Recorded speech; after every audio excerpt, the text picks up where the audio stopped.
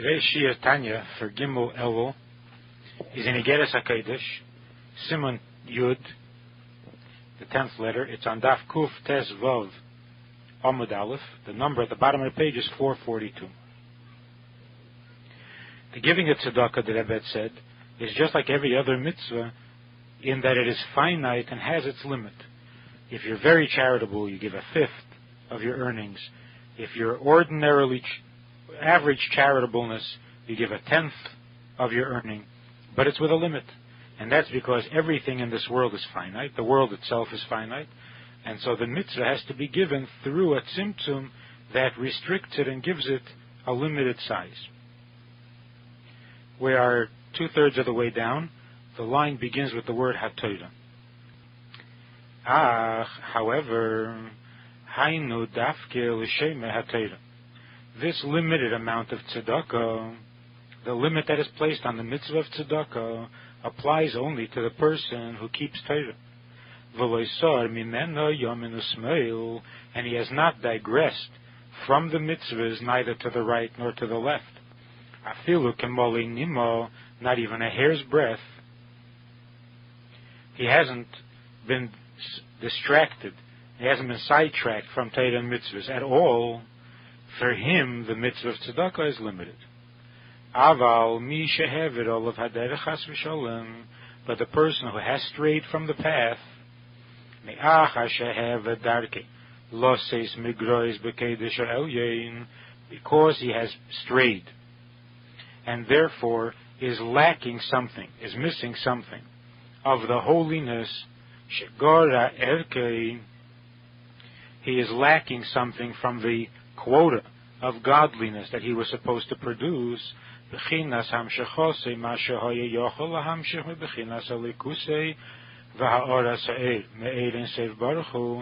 That godliness which he was capable of bringing, to draw down godliness and godly light into the world, that would have been brought into the world had he kept Torah properly and followed Torah kahalacha. Harei me'uvazeh la yuchal l'sakein, this lack of godliness, this lost godliness that he could have had had he not strayed, this cannot be corrected ki'im other than b'hamshach ha'sa'ed ha'elyein shalamayla ma'elames. Until now we've talked about a kindness, a godliness that is limited to the world, to the size of the world. But in order to correct what is lacking in that godliness, he now has to arouse and draw down into the world and into himself a godly light that is higher than the world. And therefore this light is not clothed in the worlds, because it is higher by nature, and therefore by nature it does not show itself in the world. Hanikra chesed ilah, which is called in Torah the higher level chesed, or rav chesed, greater chesed, in distinction to the chesed that we talked about in yesterday's shir, which is called chesed olam. So this higher level of chesed, called rav chesed, has to be revealed in order to correct and make up for what was lacking in the ordinary chesed. Lefi shemei yirum espashet v'bechinas ein seif bli gvul u'midah, because this light expresses itself and radiates infinitely without any limit at all, because it is not limited and restricted to the size of the world. It can therefore illuminate endlessly, only ordinarily it stands outside the world and surrounds the world from above. It transcends the world and surrounds it. From the highest level of all the worlds to the lowest level of all the worlds, it surrounds all the levels equally.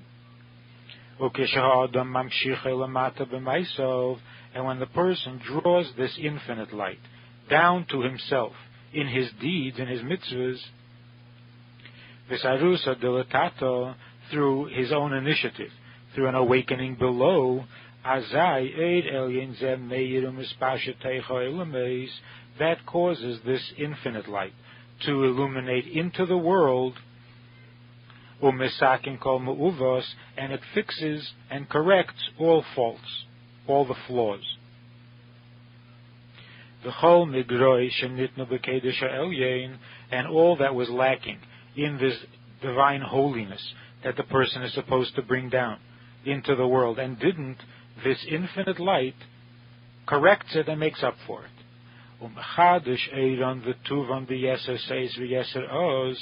And it renews the light and the goodness with a greater strength and a greater energy, not by revealing that light which the person would have revealed had he not sinned, had he not digressed from Torah, which would still be a finite light.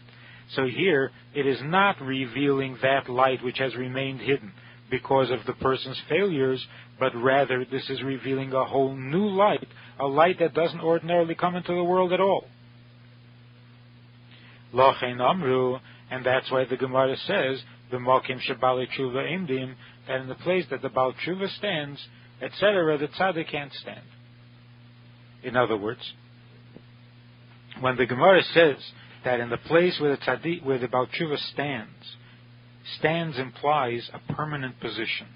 Stand means firm. So it's not just a passing thing. It's not just a one-time experience, an inspirational experience. But this is the place in which the Baal Tshuva stands permanently. This is his place. And yet the tzaddik can't be there. Not only doesn't he stand there, but he isn't even capable of standing there. Einam yechelim lamed sham. Why such a great difference?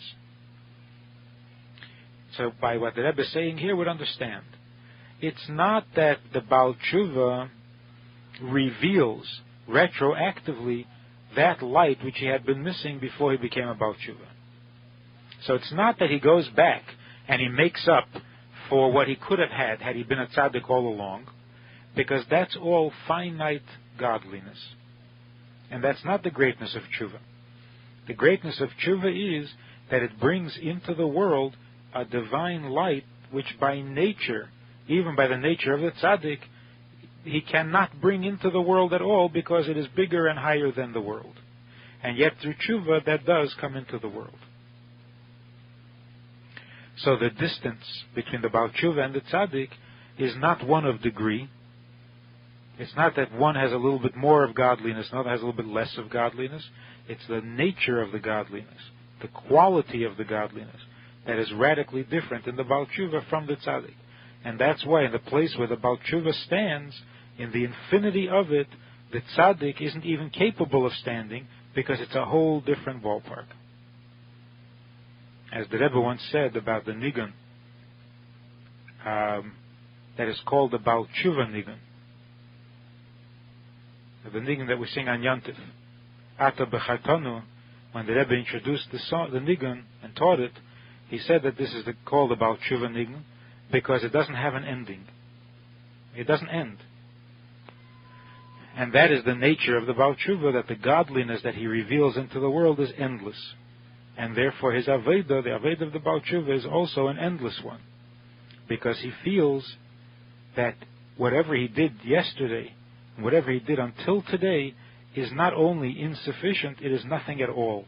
And that today is the beginning of his Aveda, today is the beginning of his connection with God, and therefore every day he is starting off with an infinite motivation. Unlike the tzaddik, who every day is motivated to be a little bit better than yesterday. But the motivation comes from the fact that yesterday was pretty good. And when you have something good, you want more of it. But then the motivation is finite. It depends on how good yesterday was. But when you feel that yesterday was nothing, that you haven't even begun to serve God, and that is the impulse of the Baal Tshuva, then the motivation for tomorrow or for today is an infinite one. And that's the difference between the place of the Baal Tshuva and the place of the tzaddik, and that's why the tzaddik isn't even capable of standing there.